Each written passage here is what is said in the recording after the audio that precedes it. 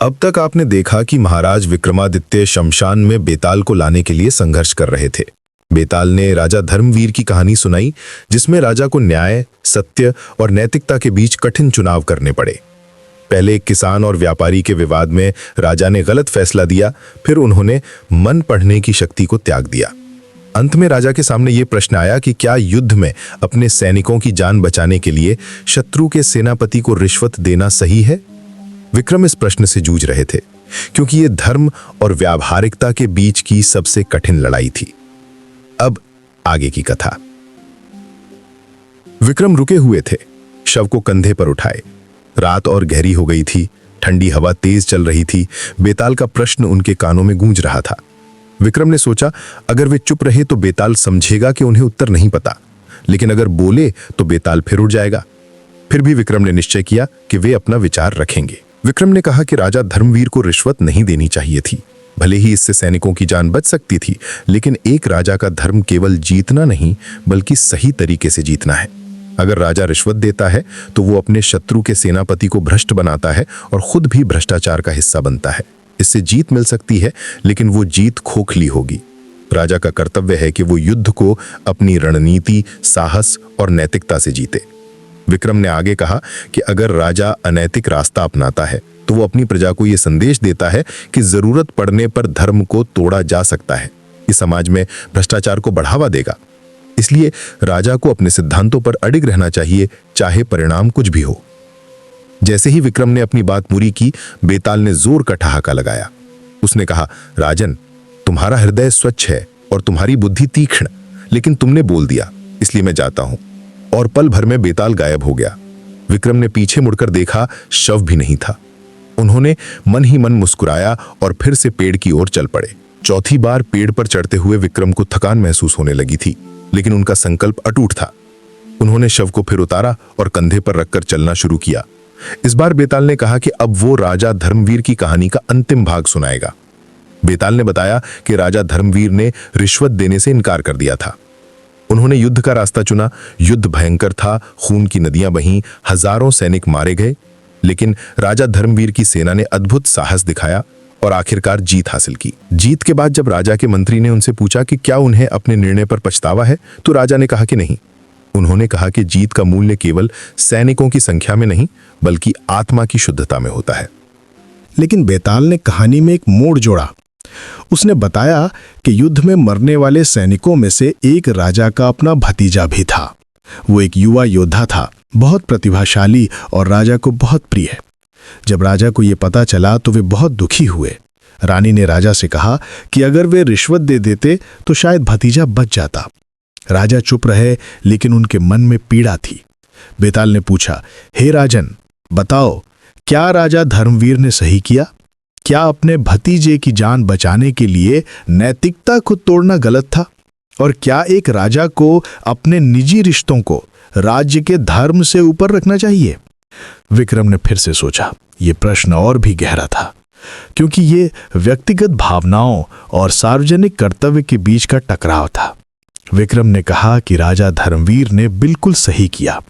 एक राजा के लिए उसका राज्य और प्रजा सबसे ऊपर होते हैं, निजी रिश्ते नहीं। अगर राजा अपने भतीजे की जान बचाने के लिए अनैतिक रास्ता अपनाता तो वो हजारों अन्य सैनिकों के परिवारों के साथ अन्याय करता। हर सैनिक की जान बराबर होती है, चाहे वो राजा का रिश्तेदार हो या नहीं।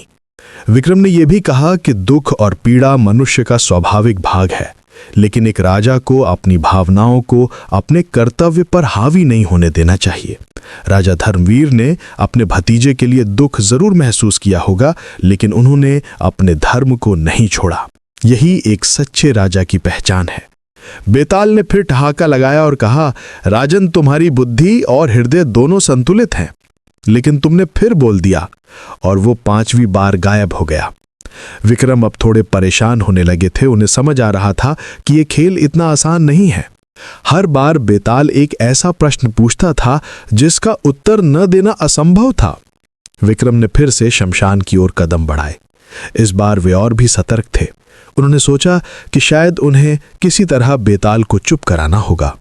5वीं बार जब विक्रम ने शव को कंधे पर उठाया तो बेताल ने कहा कि अब वो एक नई कहानी सुनाएगा, इस बार बेताल ने बताया कि एक राज्य में राजा सत्यप्रिय राज करते थे। वे बहुत न्यायप्रिय थे, लेकिन उनकी एक खासियत थी, वे कभी झूठ नहीं बोलते थे। चाहे कुछ भी हो, वे हमेशा सच बोलते थे। एक दिन राजा के राज्य में एक व्यक्ति आया। वो घायल था और भाग रहा था। उसने राजा से कहा कि कुछ डाकू उसका पीछा कर रहे हैं और उसे मारना चाहते हैं। उसने राजा से मदद मांगी। राजा ने उसे अपने महल में छिपा दिया। कुछ ही देर बाद डाकू आए और राजा से पूछा कि क्या उन्होंने किसी व्यक्ति को भागते हुए देखा था।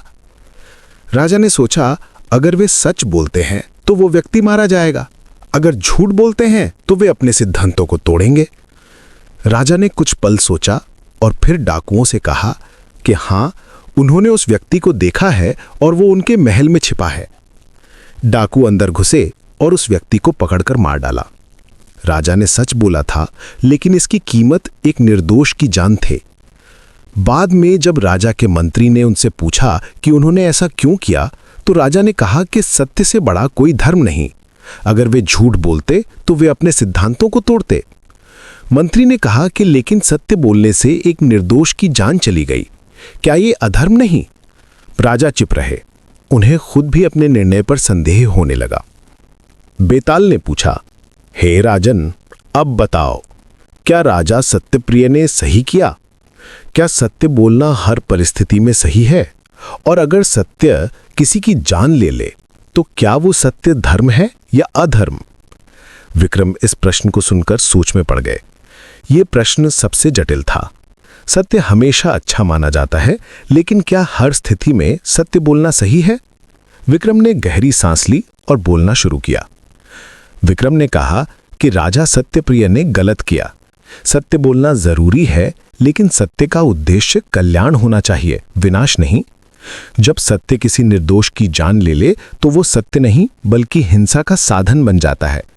राजा को चाहिए था कि वे डाकुओं से झूठ बोलते या फिर उन्हें भगाने की कोशिश करते।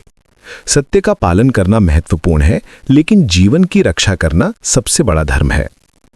विक्रम ने यह भी कहा कि शास्त्रों में भी कहा गया है कि ऐसी परिस्थितियों में जहां सत्य बोलने से किसी निर्दोष को नुकसान हो, वहां मौन रहना या परिस्थिति के अनुसार बोलना सही है। ये झूठ नहीं बल्कि विवेक है। राजा सत्यप्रिय ने अपने सिद्धांतों को इतना कठोर बना लिया कि वे मानवता को भूल गए।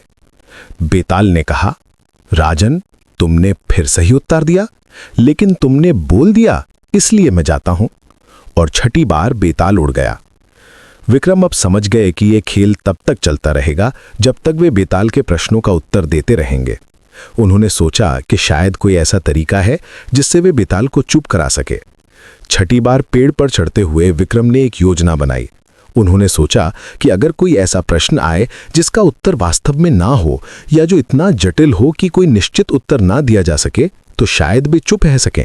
छठी बार शव को कंधे पर उठाकर चलते हुए विक्रम को लगा कि बेताल अब कुछ अलग कहेगा। और सचमुच बेताल ने इस बार कहा कि अब वो एक ऐसी कहानी सुनाएगा जो बाकी सब कहानियों से अलग है। बेताल ने बताया कि एक गांव में 3 दोस्त रहते थे। एक ब्राह्मण था, एक क्षत्रिय था और एक वैश्य था। तीनों बचपन से साथ खेले थे और एक दूसरे से बहुत प्यार करते थे। एक दिन तीनों ने तय किया कि वे एक साथ तीर्थ यात्रा पर जाएंगे। यात्रा लंबी थी और रास्ते में उन्हें एक घने जंगल से गुजरना पड़ा। जंगल में उन्हें एक गुफा मिली। गुफा के अंदर एक सन्यासी रहता था। सन्यासी बहुत बूढ़ा था और मरने वाला था। उसने तीनों दोस्तों से कहा कि उसके पास एक अमूल्य रत्न है जो किसी भी एक इच्छा को पूरा कर सकता है, लेकिन रत्न केवल एक बार काम करेगा और केवल एक व्यक्ति की इच्छा पूरी होगी। सन्यासी ने कहा कि वो ये रत्न उनमें से किसी एक को देना चाहता है, लेकिन तीनों को मिलकर तय करना होगा कि रत्न किसे मिलेगा। सन्यासी की मृत्यु के बाद तीनों दोस्तों के बीच विवाद शुरू हो गया। ब्राह्मण ने कहा कि उसे रत्न मिलना चाहिए क्योंकि वो सबसे ज्यादा विद्वान है और रत्न का सही उपयोग कर सकता है। क्षत्रिय ने कहा कि उसे रत्न मिलना चाहिए क्योंकि वो सबसे ज्यादा साहसी है और रत्न से वो समाज की रक्षा कर सकता है। वैश्य ने कहा कि उसे रत्न मिलना चाहिए क्योंकि वो सबसे ज्यादा व्यावहारिक है और रत्न से वो सबका कल्याण कर सकता है। तीनों में कोई समझौता नहीं हुआ। आखिरकार उन्होंने तय किया कि वे एक निष्पक्ष व्यक्ति से फैसला करवाएंगे। वे एक ऋषि के पास गए और सारी बात बताई। ऋषि ने तीनों की बातें सुनी और फिर कहा कि वे तीनों सही हैं। हर किसी की अपनी योग्यता है और हर कोई रत्न का सही उपयोग कर सकता है, लेकिन रत्न केवल एक को ही मिल सकता है, इसलिए उन्हें खुद तय करना होगा। बेताल ने प्रश्न पूछा, हे राजन, अब बताओ, तीनों में से रत्न किसे मिलना चाहिए? ब्राह्मण को क्योंकि वो विद्वान है, क्षत्रिय को क्योंकि वो साहसी है, या वैश्य को क्योंकि वो व्यावहारिक है? और इस फैसले का आधार क्या होना चाहिए? विक्रम रुक गए। ये प्रश्न अलग था, इसमें कोई स्पष्ट सही या गलत नहीं था। तीनों दोस्त अपनी जगह सही थे। विक्रम ने सोचा, अगर वे कोई एक नाम बताते हैं तो बाकी दो के साथ अन्याय होगा। अगर वे कहते हैं कि तीनों बराबर हैं तो भी रत्न तो एक को ही मिलना है। ये प्रश्न वास्तव में असंभव था। क्या विक्रम इस प्रश्न का उत्तर दे पाएंगे? क्या वे बेताल को चुप करा सकेंगे और तांत्रिक के पास पहुंच सकेंगे? और अगर उत्तर नहीं दिया तो क्या बेताल मान जाएगा? उत्तर मिलेगा तीसरे अध्याय में।